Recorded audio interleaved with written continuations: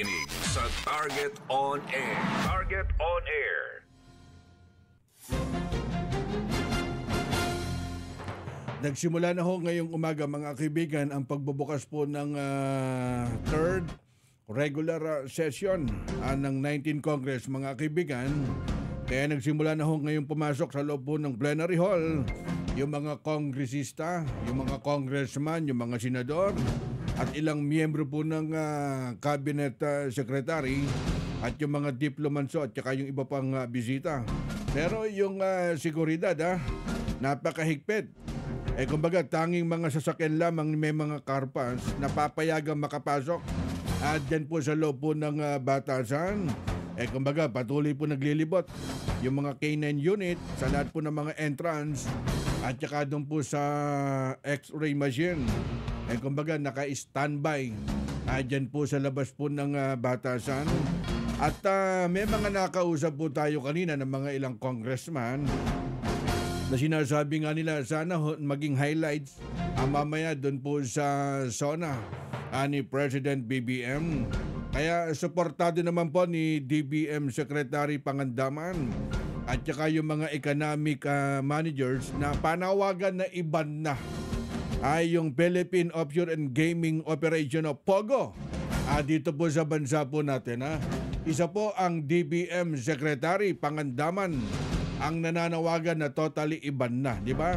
Ang paliwanag po dyan ni Secretary Pangandaman, kumbaga hindi na daw po kailangan po ng ating, hindi na po kailangan ng Pilipinas, yung mga nasabing sektor kasabay po dun sa pagbibigay diin na napakaliit lang na halaga ang nakukuha ng kita po ng gobyerno. Ako diyan nagkakamali base po dun sa datos po ng DBM, nasa 40 hanggang 50 billion lamang.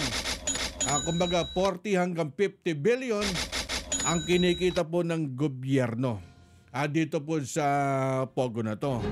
Kaya maging yung mga ilang senador at congressman, di ba kamakailan sa isang interview, sinabi po ni Senador Coco Pimentel, Senate Minority Leader, na iba na, kumbaga totally ipatigil na. Hindi ho magandang nagiging implikasyon nitong POGO operation mga kaibigan.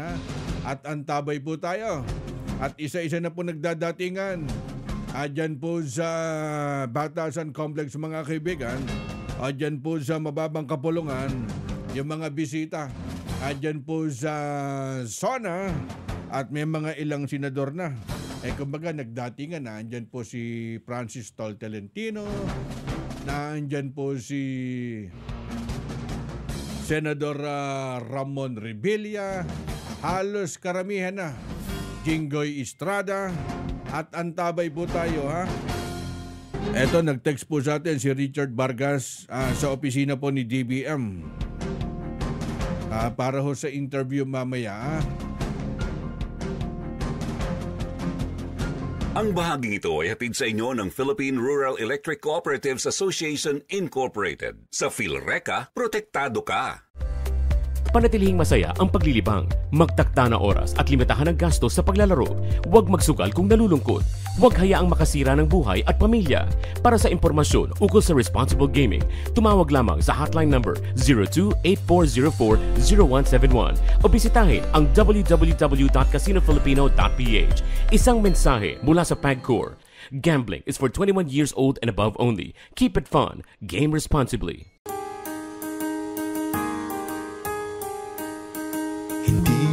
Umuurong sa pagtulong, kawang-gawa sa lahat sinusulong. PCSO, PCSO. Hindi umuurong sa pagtulong ang PCSO. PCSO.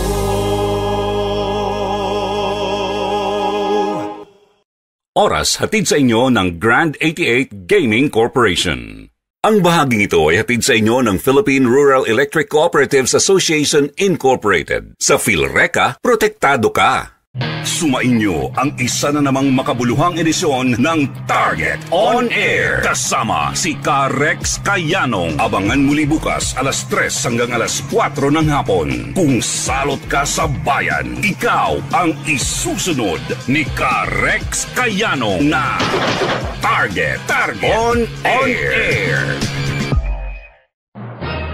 Nangunguna sa balita, impormasyon, musika, komentaryo at serbisyo publiko. Ito ang DZME 1530. Una sa kanan, ang himpilang may paninindigan.